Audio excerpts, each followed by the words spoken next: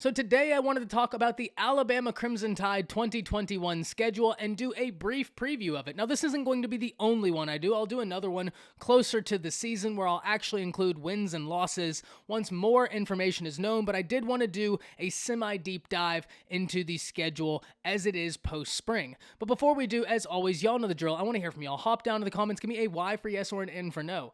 Do you believe that the Alabama Crimson Tide are playoff bound again in 2021? And let me know what you're thinking there. And if you're new to the channel, be sure to subscribe and hit that bell notification because we just hit 5,000 subscribers in a year today, and I cannot explain to y'all how much that means to me. It has been an unbelievable journey, and I really can't put into words how much I appreciate and how much I am humbled by y'all coming here to get your college football information and participating the way you do in the channel. It means a ton. But with that being said, let's talk about the Crimson Tide schedule, because this is a schedule that isn't, short on intrigue, but it's also a schedule I think in parts could be very favorable to the Crimson Tide. And we'll kick it off with Miami.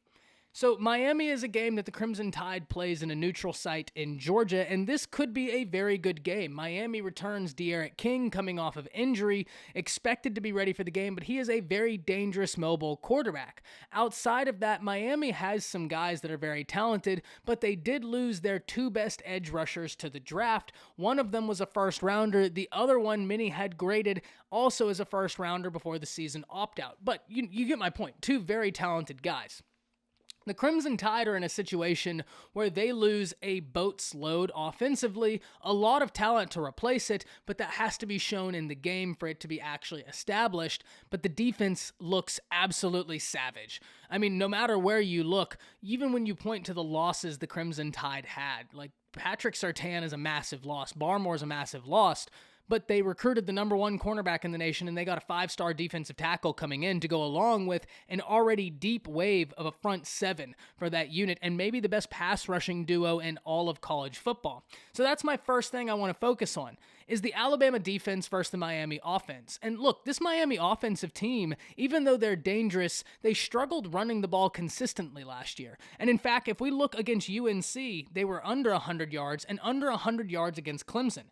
Now, in both of those games, they struggled to contain the pass rush of both Clemson and UNC. Now, look, if we're talking about the pass rush of Clemson, that's a very talented unit. So when I saw that and I saw that they had given up 5 sacks to Clemson, I thought, okay, well, that's Clemson. Maybe the talent just got the better of you that day. But UNC had 3 sacks on Miami as well. So Miami is in a situation to where they are very talented, but I'm first questioning whether or not they can contain this pass rush from Alabama, because it's not just about stopping Will Anderson, who is an absolute terror to stop. And you thought he was hard in year 1 to stop. Wait till he has an entire offseason of established training and learning going into this season. That right there might not be well for the Miami offense. You don't have to just stop him. You have to stop Chris Allen. You have to stop everybody along that defensive front, and you have to stop a linebacking duo that will be Christian Harris and whoever else. Christian Harris, incredibly talented sideline to sideline speed,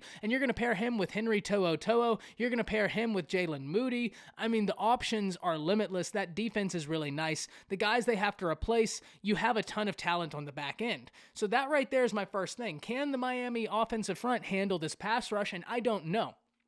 Struggling to get over 100 yards per game in games against UNC and Clemson is not going to be a winning recipe against the Alabama Crimson Tide, so that right there isn't good. But if we flip it, the thing I think that Miami really scares me on is how their defense handles the rush, and it's not well. And in fact, Miami gave up a whole boatload of yards against North Carolina last year, and now that same running back coach that coached that two-headed monster that North Carolina had is in Alabama. I'm not saying Alabama has those two-headed monsters, but Alabama has a lot of 5-stars. Jace McClellan was a 5-star before his injury in high school. He's a 5-star caliber running back. Brian Robinson is a hell of a running back, and he is going to be proving that he is an NFL running back this year. Trey Sanders is a 5-star. Kamar Wheaton is a 5-star. There are so many talented dudes in this running back room. Keelan Robinson, Kyle Edwards, Roydell Williams. No matter where you turn, there's a name. And that right there could bode bad for Miami, because Alabama can continue to sub. Alabama can continue to get fresh legs in there. And can Miami stop that? I don't know. I don't think that it looks good for Miami, But that right there, with the inability to stop the run, because when you look at them playing Clemson, they held Trevor Lawrence under 300 yards, which is good. That's impressive to hold a quarterback of his caliber under 300. But ETN ate them up. So when you look at this game, can they stop the run, and can they stop Alabama's pass rush? When you mix that with them being the first game on the schedule and what Alabama typically does to your first game opponents, that doesn't seem like a winning recipe for Miami, but nonetheless, this could be a very good game, and it's a game I think everybody is going to be very excited for. After that, there's Mercer. I mean, I don't think we need to talk about that. That's going to be a bloodbath. And then Alabama goes to Florida. There might not be a better year to go to Florida than this year. Florida loses Kyle Trask, Toney, and Pitts. That's the bulk of their offense. They, like Miami, struggled to get a running game going. And when you look at the quarterback room, yeah, Emory Jones has experience, but is he going to be able to beat this Crimson Tide defense? Because the Crimson Tide defense is going to be better this year than last year, many would think, because of the continuation of an offseason. It was a young defense last year, and now it's not a young defense anymore. There are some dudes on it. The Crimson Tide also loses a bunch of offensive pieces, but I think that when we look at the way that the Crimson Tide are able to replace them this year and with the names they have, you feel better. When you look at Bryce Young, he's one of the top-rated quarterbacks to come out in the last 20 years. Seriously, one of the highest-rated quarterbacks. I think on 24/7 Sports, he's a top 10 rated quarterback of like the past 15, 20 years. That is how talented this kid is. Now, talent only means so much coming out of high school. We all recognize that, but we saw what he did on A-Day, 300-plus yards. This kid's got it, I'm telling you.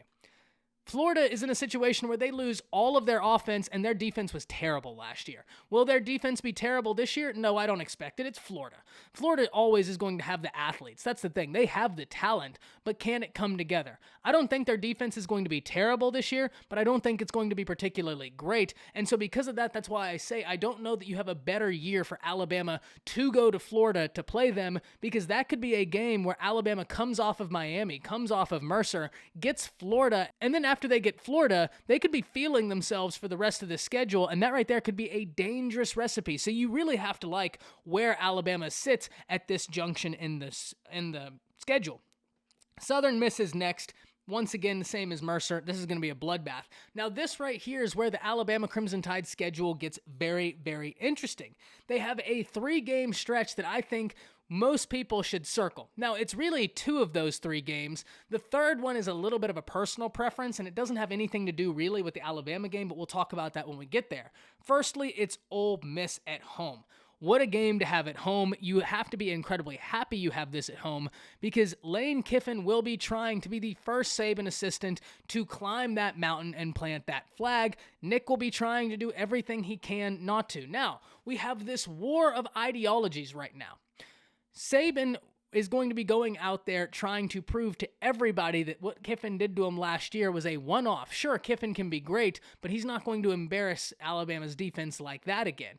The question is does Kiffin actually have it figured out, or was it just the perfect storm last year? It's going to be hard to tell, and make no mistake about it. I think this Ole Miss offense is going to be deadly. I think this Ole Miss team is going to be deadly, and I picked them as one of the 2 teams in the SEC West that was the greatest threat to Alabama, not for winning the division, but at least beating Alabama. This is a team that has the offensive capability to run with anybody in the nation. Is their defense going to be great? I don't know. I don't know that it needs to be great. Specifically with how football is being played right now, it would certainly help, but I don't know that it needs to be. And especially when your offense is like that and your offensive coach is Lane Kiffin. They return the quarterback, which is going to be the biggest one-up for Ole Miss in this situation, is because they have a phenomenal quarterback returning that knows what Kiffin wants to get done. Having this at home is going to be big, and I think the Crimson Tide retaining a bunch on defense is also going to be big, especially that pass rush. But make no mistake about it, this is not an easy game. This is going to be a game to circle. And this is where I talk about Alabama goes from that to Texas A&M in College Station. And we've heard Jimbo talking his mess. We get it was good-natured fun, but nonetheless, Saban will be billboarding that. Alabama and Texas A&M, look, a lot of people thought last year that A&M maybe should have gotten into the playoffs, and A&M was a very solid team last year. A&M is looked to be, if not the second best team in the SEC West, one of the best teams in the SEC West. A lot of analysts have them pegged as the team that is the biggest threat to Alabama next year. And I can see where they're coming from, but that doesn't mean I'm not without my questions for A&M. And y'all know them. My question specifically is less about quarterback, though that will be important. I do actually think that they have some capable guys at quarterback. I'm really not too worried about that. I have two bigger worries. One of them I think can be answered easier than the other, so we'll start off with that one, and that's wide receiver. Because we've heard DeMoss is having a phenomenal spring, but that has got to translate, especially with a new quarterback. You have got to have great running back play this year, you have got to have great tight end play this year, and you've got to have great wide receiver play this year, especially if you want to beat Alabama, especially when you return one starter on the offensive line, an offensive line that was one of the best in the nation, certainly one of the most disciplined in the nation, and that's what made them one of the best. And I understand the A&M offensive line will field a unit this year that is supremely talented. They have recruited the position very well, but talent wasn't what made that unit so special last year. That's certainly one of them, how talented they were, but it was how talented they were mixed with how unbelievably disciplined they were that made that unit so special. When you strip that away, I don't know what it looks like.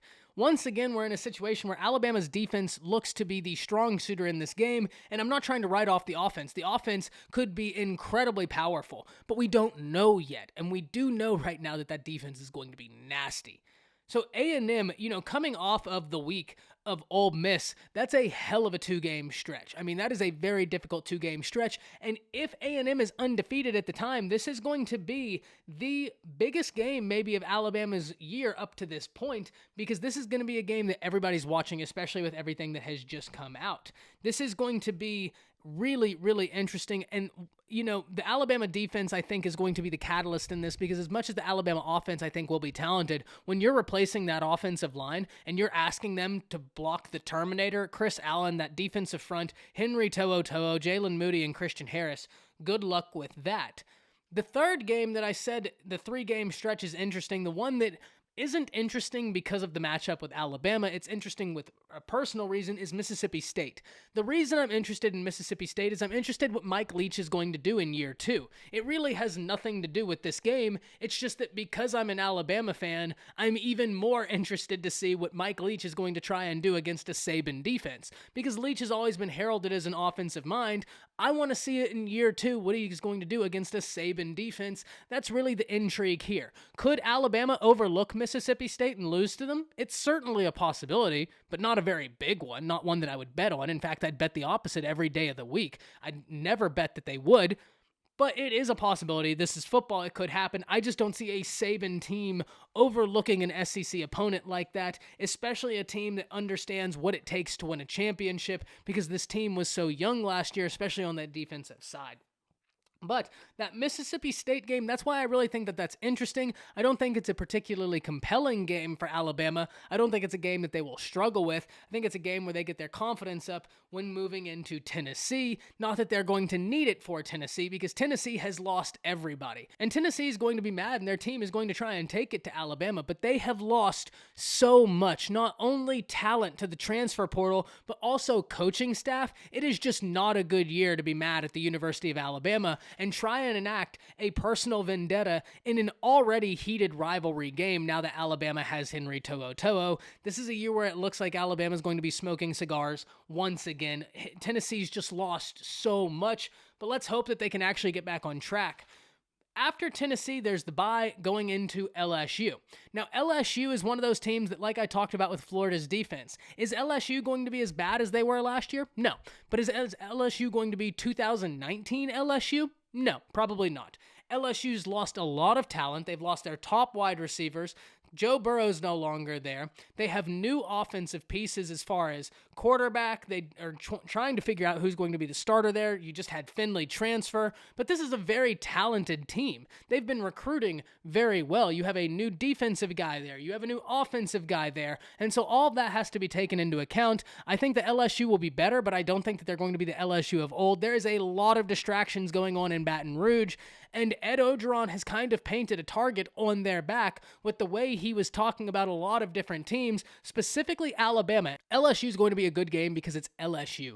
But at the end of the day, the Alabama team knows what's on line here, And I don't think that they're done feeling what Ed Ogeron said and the disrespect he put on their name. Arkansas is a game that's going to be interesting in thought alone, really, because Arkansas is a much improved team, winning 3 SEC games last year, and that's really only impressive to us SEC fans that are very cognizant of what Arkansas has been over the past few years, which has been horrendous.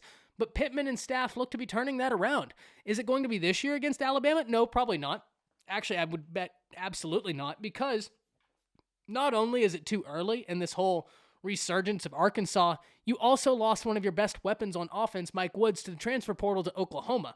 You already have a quarterback that looks to be pretty good. You have some offensive weapons that are pretty good, but that Woods loss is going to be big. And then you have Catalon on the defensive side who, yeah, that guy's a beast, right? There's nothing I can say about the Arkansas defense that I haven't talked about before. They're not the best unit in the SEC, but the improvements that they've had, if you're a true football fan, you do look at Arkansas with some wonder at what they're going to be able to continue doing this year. But I don't think that they beat the Alabama Crimson Tide. I think Alabama rolls over them in preparation for the Iron Bowl. The Iron Bowl in Auburn this year could be a really interesting game. A new face taking control of Auburn. That's going to be really interesting to see, not Gus Malzahn on the side of that game. Auburn having Bo Nix coming back, being a multi-year starter, that right there will give them some sort of advantage in this game because they're going to have a quarterback with so much experience, and specifically experience in the Iron Bowl. But at the same time, Auburn has lost talent this year. They've lost coaching this year. Can they keep up with this Alabama defensive front? And at the same time, this Alabama offense will be in stride come this Auburn game. Can they keep up with this Alabama offense? I don't think so. I think that Auburn has some really intriguing pieces. Tank Bigsby is an incredibly good running back.